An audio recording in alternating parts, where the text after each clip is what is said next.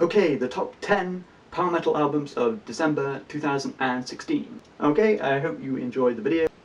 At number 10 we have Eternal Idol, The Unrevealed Secret. Fabio is back after leaving Rhapsody of Fire to perform joint lead vocals on a new symphonic metal album with the guys and girl from Hollow Haze. What we have here isn't really power metal, but symphonic metal similar to the slower songs on Kamelot's newer albums. Only a few songs like Hall of Sins approach anything resembling speed. The low energy levels and lack of standout tracks curb my enjoyment of an otherwise pretty good album with great vocals and a professional overall sound. This one could be rewarding with further re-listens. The female vocalist is also very good. Elisa Martin is back. The album is a keyboard-driven symphonic power metal album in the vein of Fairyland, which is another French band that also used Elisa Martin as a vocalist. Peter Crowley's lush keyboards provide some of the most impressive effects I've heard all year. The production is superb. For criticism, the album is a bit short. For example, the song A Drink for the Sailors feels more like an interlude than a full song, and 3 of the other tracks are full instrumentals. I also felt like some ideas were repeated a few times. Tracks 2 and 4, for example, are kind of similar. It's maybe not as good as, say, the classic Darkmoor albums of the early 2000s, but it's a good album with a great sound. At number 8 we have Machine Supremacy, Into the Night World. This album sounds like a safe bet from a veteran band, and there's nothing wrong with that. The album is very short.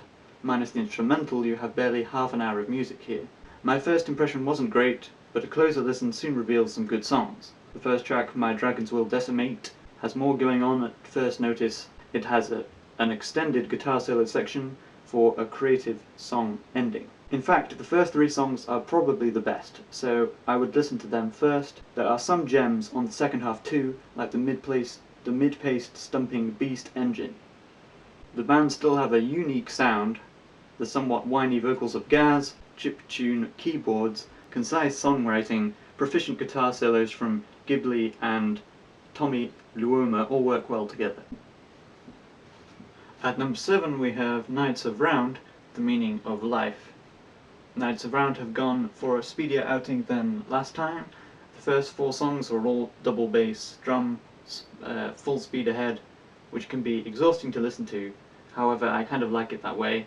One of my favourite tracks is the serene mid-paced Never-Ending Journey, which works well because it is situated between 2 fast numbers. The sound of Knights of Round is kind of unique.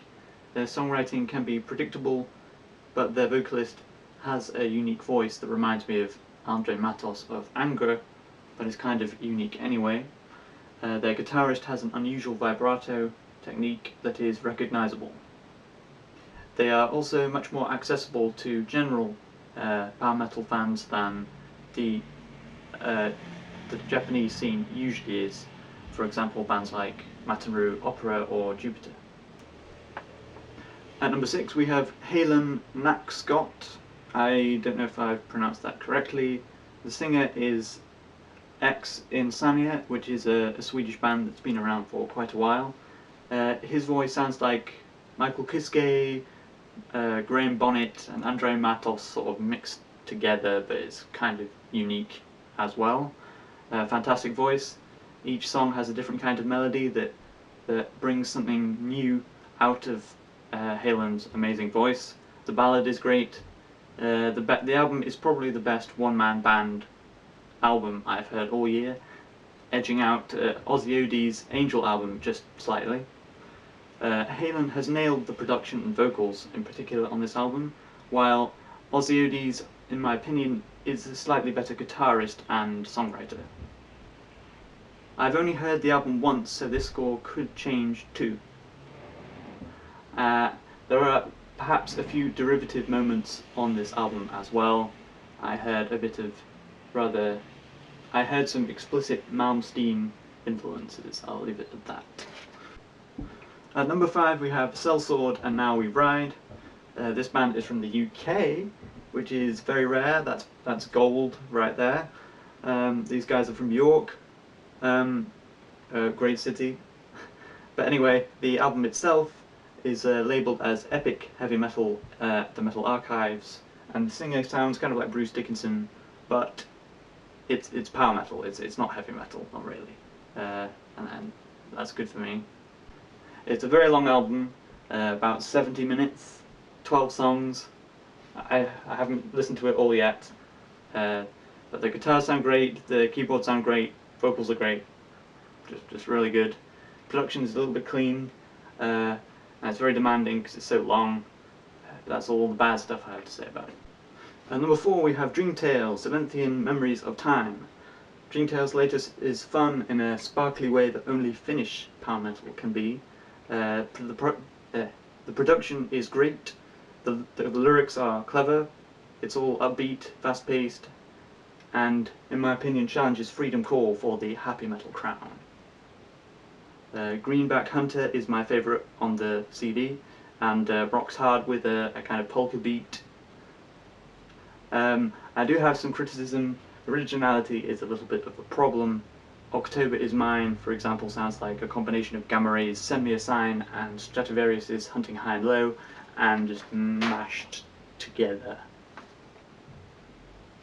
There are no ballads, so the emotional variation is not particularly great, but you know, that's not a bad thing. At number 3 we have Cry Venom, Vanquish the Demon, a rather emo sounding name. Cry Venom, and their band photo, well, never mind, okay. This is possibly the best debut power metal album of the year. This is fast music that reminds me of Germany's Victorious and obviously DragonForce 2. These guys could be huge. We'll see where it goes. Early days yet. They may be going for a sort of emo power metal kind of look and sound. There's a few heavy breakdowns with screaming, some trance metal influences, but this album is just too good to ignore. It's not dark power metal like Nightmare's Dark Sun, for example, from this year. It's fun stuff. Everything is great. The guitar solos, the vocals, the melodies. It even has a guest solo from Shu of Galneus, and that can only be a good thing. It's too early to be sure about my score. Again, I've only listened to this one once, so maybe the score may go up. Okay, we just had Crying Venom, and now we have Tears of Tragedy. Yeah. Never mind. When a band has a unique sound like Tears of Tragedy, it can make scoring quite difficult. This is Marmite, basically. I love the fast songs like Blue Lotus, the elegant songs like Pastel Color. The vocalist Haruka is very unique. There's very little aggression in her voice. She sounds like she doesn't sound very metal. It's rather like Matthias Blad of Falconer, but female and Japanese.